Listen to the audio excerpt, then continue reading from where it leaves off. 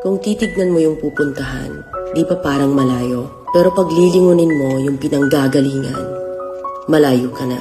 Hindi mo malalaman kung hindi ka susubok. Ang buhay ay isang malaking sugal.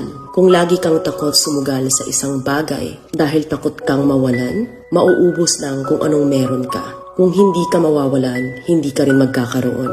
Kung ano man ang mga desisyon mo ngayon, yun ang magiging buhay mo bukas. Lakasan mo lang yung loob mo. Dahil ang mundong to, aapakan lang ang mga mahihina.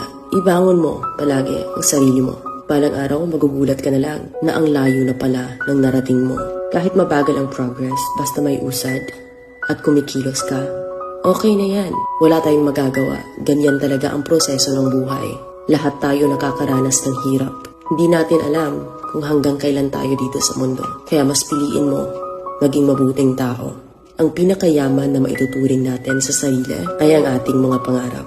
Kapag handa kang abutin yung mga pangarap mo, hinding-hindi ka maghihirap.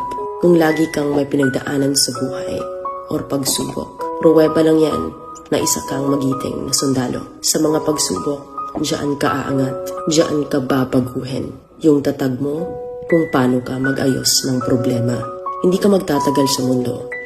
Lubos-lubusin mo na. Gawin mo yung mga bagay na handang iangat ang sarili mo. Huwag mo isipin yung mga sinasabi ng iba at huwag na huwag kang panghihinaan ng loob dahil lahat ng tao ay may iba't ibang desisyon at iba't ibang sitwasyon. Huwag ka lang mawalan ng pag-asa. Hindi mo naman kailangan madaliin lahat. May proseso ang bawat ganap mo sa buhay. Alam mo kung ano yung nakakapagod? Ang palaging patunayan ang sarili mo sa ibang tao. Sa mundong to, piliin mo ang hindi magarbo. Keep it low-key ka lang. Simple. Na kahit na alam mong meron ka, hindi ka babaguhin ng pera.